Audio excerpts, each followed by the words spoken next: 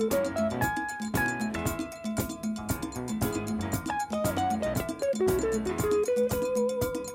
have heard repeatedly many people speak on this, and very few. As a matter of fact, I'll make our next guest an exception, who addresses the problem head on. Not only that, she works with people in it. And it is one thing to be academically equipped, it's another thing to understand the streets and work on the streets and be able to speak about it. It is on that platform that I'm happy to welcome Renee Cummings, who's a criminologist, criminal psychologist, and criminal justice consultant. Also a specialist practitioner with a broad depth of expertise and experience in importantly, proactive crime control and crime prevention. Good morning to you. Thank you so much for joining us. Good morning. Thanks for having me. It is good to have you here after all this time. We have talked about this so many times. And folks generally ask the question, let us get to the root of the problem. Well, the root of the problem, I think you will agree, is diverse. I mean, many contributors to antisocial and illicit behavior in any demographic. You can look at education, opportunity, family life, marginalization, community, fractured, many different problems. If you were to look at what some of the top 3 reasons you have seen with your expertise and your practical experience as to why we have kids not feeling they can do something else except to find family or find kin or find friendship in a gang or to use some other method outside of the quote-unquote straight avenue to make a living. How would you describe that whole fracture? How would you describe it? Well, I think when you look at young people and when you look at the pathways to violence or the pathways to delinquency, what we see definitely would be early exposure to violence. Those are children who are growing up in socially toxic environments, as well as mental health issues are very, very critical, and as well as systemic issues where you would find that the system does not create or cater for the kinds of issues that children are bringing before the court. So in Trinidad and Tobago, you can look at the fact that we are now in the process in 2015 and now in a pilot process in designing a juvenile justice system is something that we never took seriously.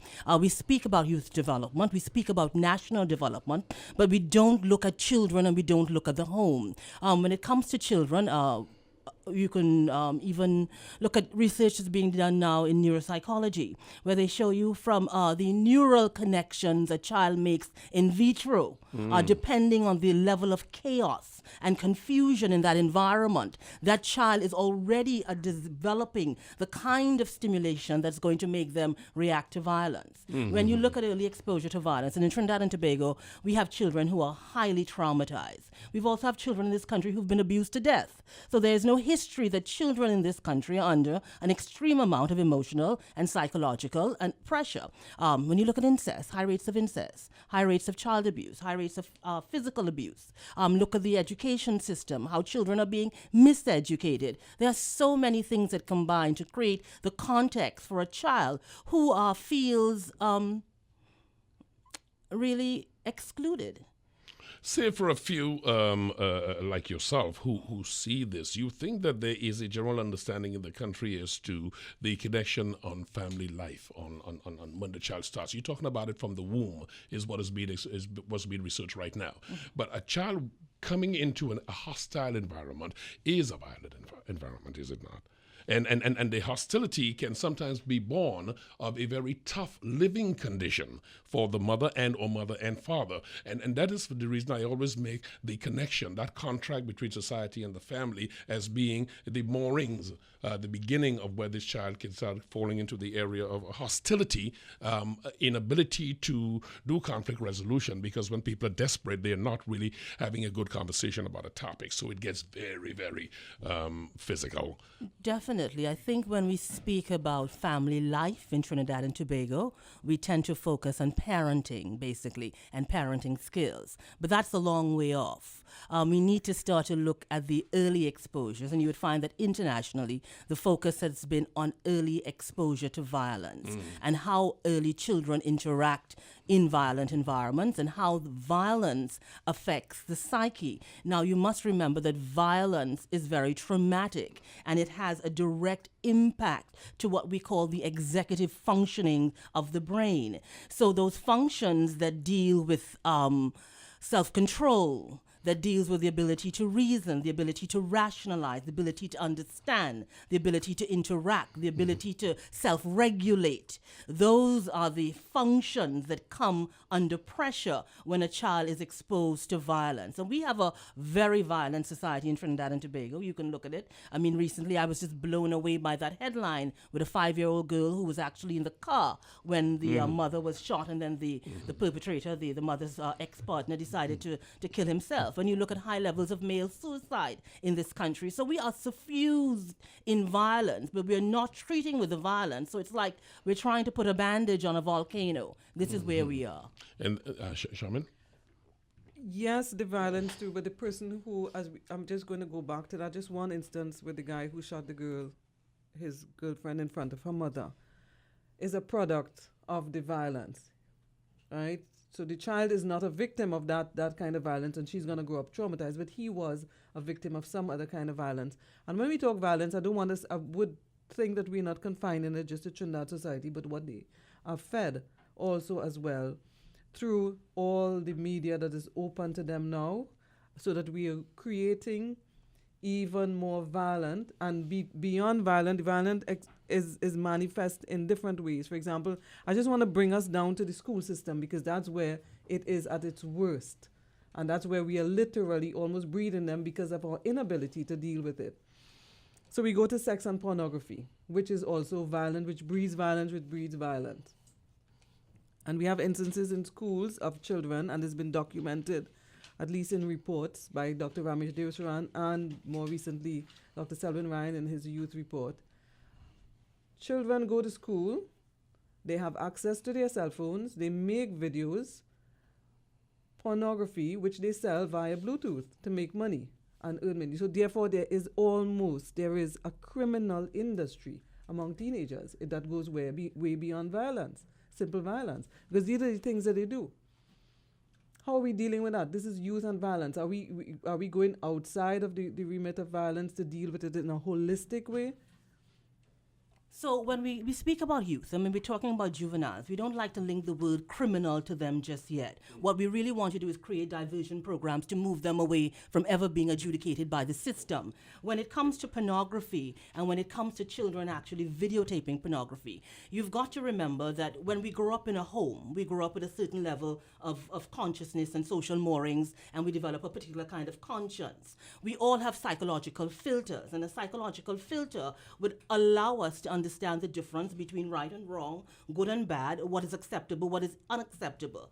That level of exposure to pornography and children actually videotaping that. You've got to remember that our teen years is when we come into ourselves as sexual identities, as sexual beings. What we are seeing is the school system is not up to the challenge, because teachers themselves have not been prepared to deal with the kinds of issues that are coming into the classroom. One of the things I've realized is that many of our teachers are strapped when it comes to the kinds of resources they have, psychological, mental, as well as resources within the school system to treat with some of these issues. So children actually having the desire to videotape pornography may mean, and to sell it, may mean that one, we may have some really solid entrepreneurs in our school system, and their skills need to be diverted to something that is more pro-social than anti-social. And the desire to actually videotape, it means that they've got to be pretty savvy to videotape pornography in school, which means that we have some really great filmmakers on board. So again, with children, it is about diverting the anti-social and converting that into pro-social,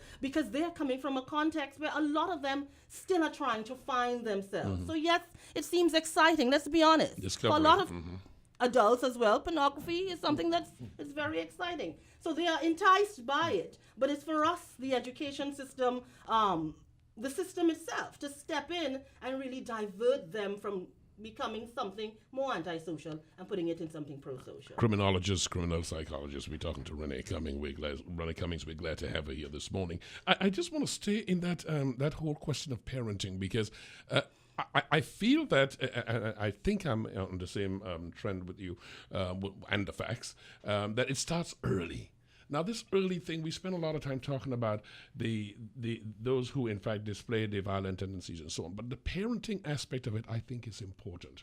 Are you seeing enough being done to educate parents, particularly the number of young parents we have, as to how they go about realizing some degree of peace and acquire some acumen to conflict resolution and some way of dealing with their lot in life, so that all that frustration does not manifest itself in the presence of a child who can make no sense of it, but understands and feels the anger and becomes a part of it. You know, on all levels, parenting is very difficult. Yes. All right? It is difficult, and it takes a lot of patience sometimes.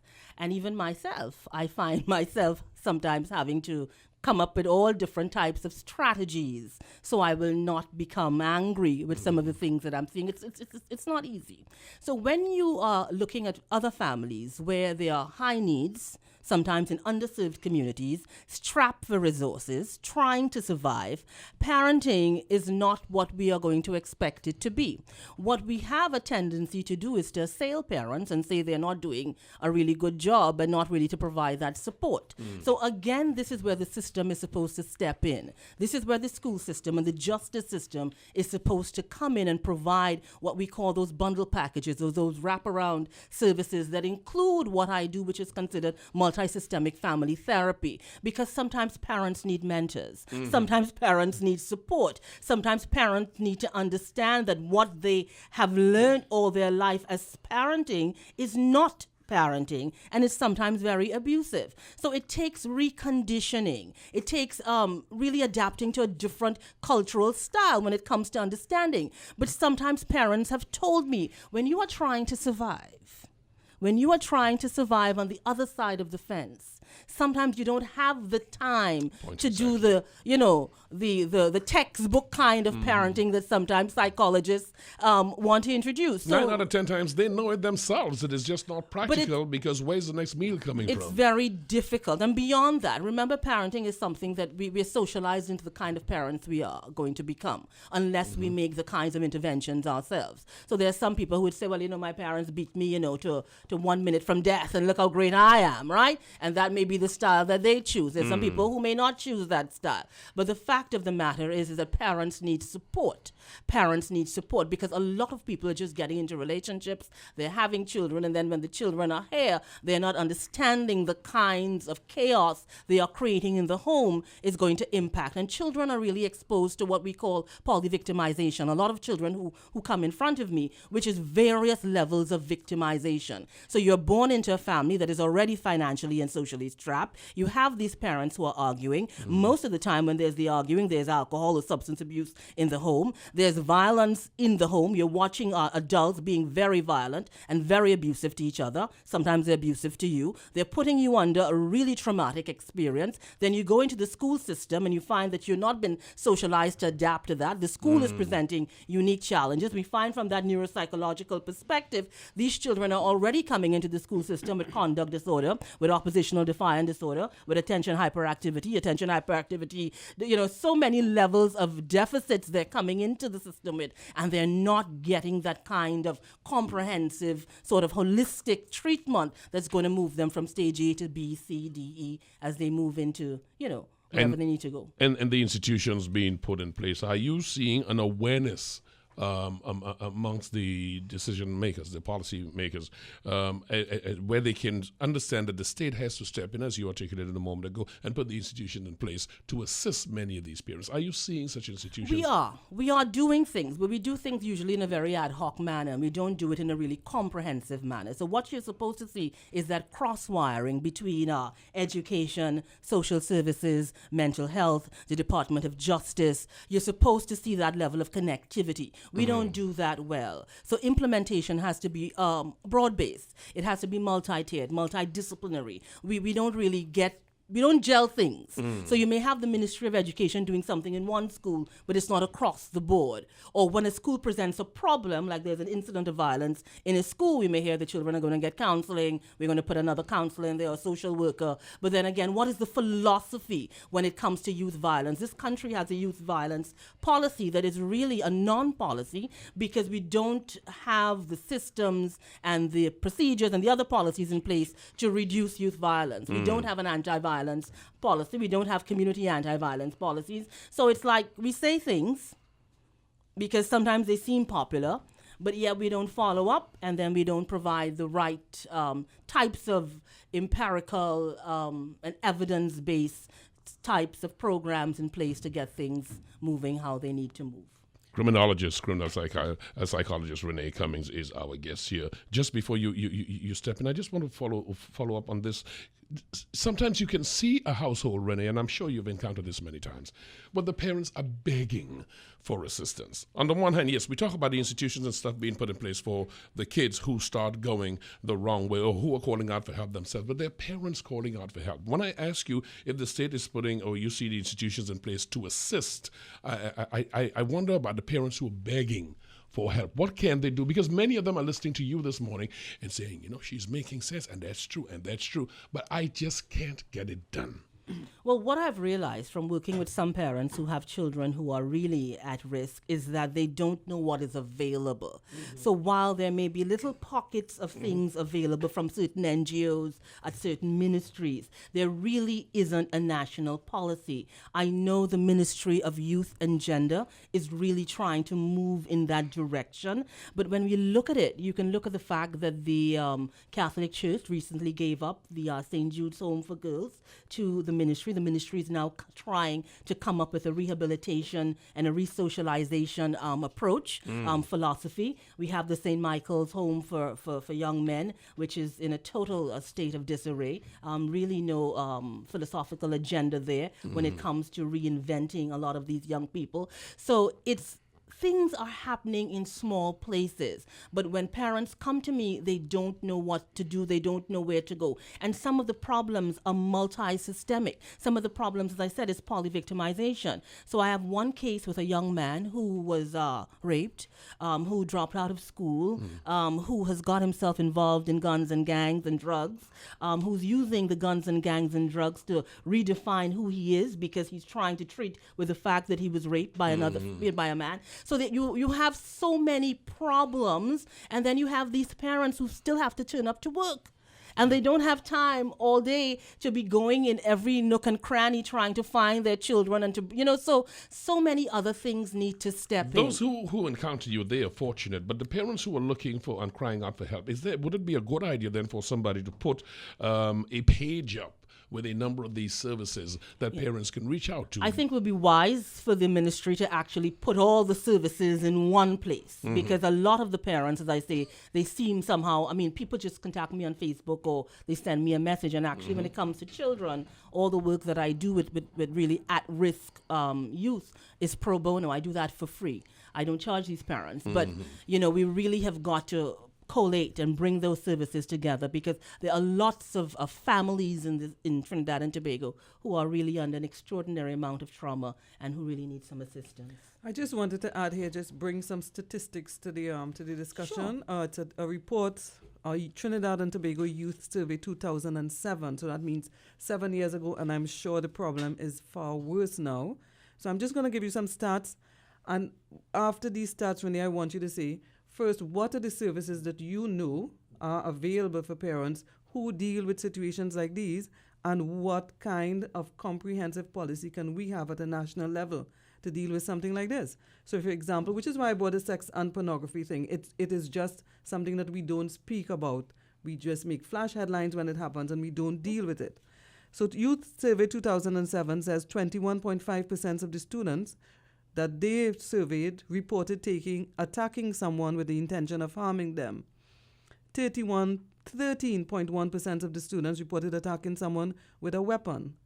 9.4% of male students reported carrying a handgun. 40.4% of male students, and we're talking of students here, reported that it would be easy to get a handgun. 4.2% of male students reported taking a handgun to school in the past 12 months. 59.2% of those who had carried a handgun reported carrying it for self-protection. Right? And what are the services that are available for parents to deal with something like this? Right. So you've got to understand that when we see violence in school is a direct relation, or has a direct correlation to violence in the community and violence at home. We've got to remember that many of our children are not only perpetrators of crime, but are also victims of crime. And indeed, they would want to protect themselves because for a lot of them, they're existing in a very violent environment. We have got to look at youth violence at all its levels, and we've got to realize that it's not only sociological, but it's also psychological, and it's also environmental, and that's how violence expresses itself. We've got to design a comprehensive program that treats with violence across the board in Trinidad and Tobago, and then we can drill that down into youth violence. We've got to come up with a national anti-violence policy because many people have lost the ability to rationalize, reason, and to communicate. So violence becomes a default in a lot of these families. I also want to add an additional statistic where I think in Trinidad and Tobago, the use of a handgun among juveniles is now up to 60, it has increased 60%. So having access to a gun is now like having access to a cell phone or having access to a computer. Having a gun is one thing, but deciding to use it is something else. And when we look at the kinds of violence, even when we call it gang-related, it is usually relational. It's either someone has been hurt, someone has been harmed, someone has been someone has been disrespected in a way that they don't want to treat with, and the default becomes the gun. So we have got to really re-socialize a lot of our young people, but the ones who are definitely at risk for a particular kind of behavior, as to what being a citizen really is. That resocialization is the point I keep emphasizing on when I talk about conflict resolution, when I talk about parents having an understanding of how they go about, because half of what kids are taking with them is what is not said. It's in the air. It's the way their parents react to situations. It's more than the parents that react. When we get children who are expressing extreme expressions of violence. When you go into their psychosocial histories, you're going to see abuse. You're going to see child abuse. You are seeing physical violence against them. You are seeing sexual violence against them. Children are having to learn to defend themselves from a very early age in Trinidad and Tobago. So sometimes when you see girls reacting in a particular way or willing to fight each other, a lot of these children, and I have learned working with girls who've been sexually abused, who have told me from a very early age, you have got to learn to fight off the men around you. Those persons who are supposed to care and supposed to love you and protect you are the ones who are victimizing you. So children have to learn to defend themselves against certain behaviors. Now, if a child is being abused, and if a child is being brutalized, and if a child is being traumatized, and this child enters the school system, what are we going to get? When this child leaves the school system with probably very little and they enter society as an adult, we have someone who is going to become, if the right interventions are not made, a perpetrator of violence, but it's also someone who has been bruised as well emotionally. And we've got to look at that. You're having brunch from 107.7. I'm Rennie Bishop Sharmain. Baboolal is my co-host. Renee Cummings, criminologist, is our guest this morning. We're talking about youth violence, the cause of it, and what is the society attempting to do or is prepared to do or have shown an inability to do. Renee, you have come down, you're dealing with the root cause of it, where it starts in the home, right? And what I've been saying all along is you're resolute with that, and which is where it should be treated. But we've got an awful problem here. For example, problem. And with these stats that I pulled out here, and for example, the schools, for example, there's one school in Marabella right now, they've put up security scanners as well as cameras around the school. But there is one guidance officer. So what then? We know what is needed. You've identified that. What would be the components of a national policy to deal with it in the alarming rate that it is at now? So the policy has got to look again right? So we can look at, I can tell you, first of all, internationally, early exposure to violence is where all the money is going because they want to prevent it before it becomes a problem. Secondly, you've got to look at the education system. You've got to look at teacher training. You've got to look at whether or not teachers are equipped with the kinds of strategies to deal with what is coming into the school. We find a lot of our teachers may not have those skills because they're coming in there to deal with curriculum issues and not to deal with mental health issues. You've got to look at it from that neuropsychological perspective. And a lot of times when children are expressing violence, they are also children who may be dealing with mental health issues. And our mental health system in this country, when it comes to mental hygiene and mental wellness, is very, very anemic. We do not treat with mental health. Mental health is still something that is very taboo. When you have a child expressing early symptoms of schizophrenia and antisocial personality and various levels of personality disorder, as a parent, do you send that child to St. Anne's?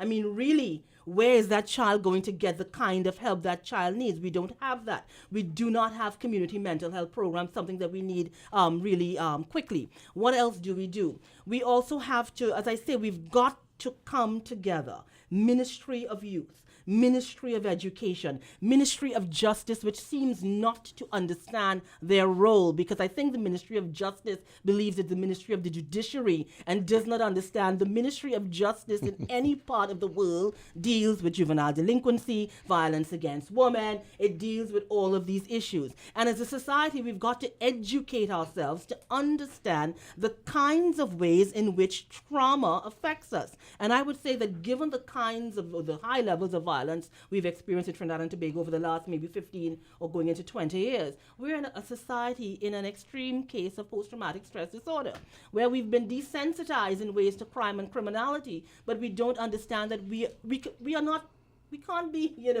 can't be functioning like this. And I will always go back to the cases of Akil Chambers and Faith Matudo, and all these beautiful children who have been murdered, who have been abused to death, and there has been no justice. So if it is that children are not receiving justice in this country, you've got to ask yourself, how are children developing?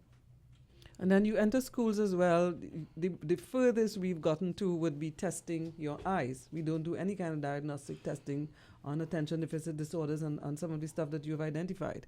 No, we don't. And we've got to look at that because some children need to take a very special route when it comes to moving through the education system. And we've got, you see, teachers are in a unique place where they're well positioned to see what is coming in front of them. And teachers have very early insight on what levels of aggression could turn into criminal aggression because they're dealing with these children. But the problem becomes, where do we send them? Where are the facilities? Where are the programs? Where do we put these children when we realize they're displaying a particular kind of behavior? And we've really got to zone in on the pathways that lead to delinquency, and I don't think we're there. And I think what I've realized is that our approach is really very myopic when it comes to understanding violence. We still try to understand violence through a weapon, through a spent shell. And you've got to understand violence from a neuropsychological perspective, a psychological perspective, a social perspective,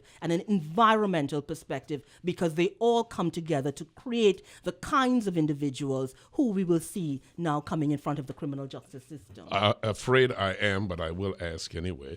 Have you had overtures made to you from the from our state, from our government, to use a different approach in dealing with this problem of youth violence? Have you had that the overtures made one and meaningful attempts to address it? No, because I don't think we're there yet. I think as a society, we don't understand that things need to be empirical. They need to be scientifically driven, that you need to have a certain skill set working on certain issues. I think when it comes to violence, we think the other responses are policing, increased police presence, more police there, more this, more that. Everything is very police. And we've not even moved into that realm of neuropsychology and understanding where science is going and bringing a scientific interpretation, a scientific spyglass into understanding violence as we see it in our society and really moving forward in empirically driven ways. My individual respect for you, you already know. I also said to you when we were, planning for the program that this is going to be opening of a door because there's a lot to be discussed, and our window is pretty tight this morning, but we will find ways to do this because most importantly is to have echoed in a clear manner, as you have done this morning, what the issues confronting us are. We don't have the panacea. We're not looking to say to anyone that we have it. We do know that there are components we can put in place, and some of those you articulated this morning. Thank you for taking the time to be here. Thank you very much. Thanks a lot, Sharmain. Thanks very much for being here.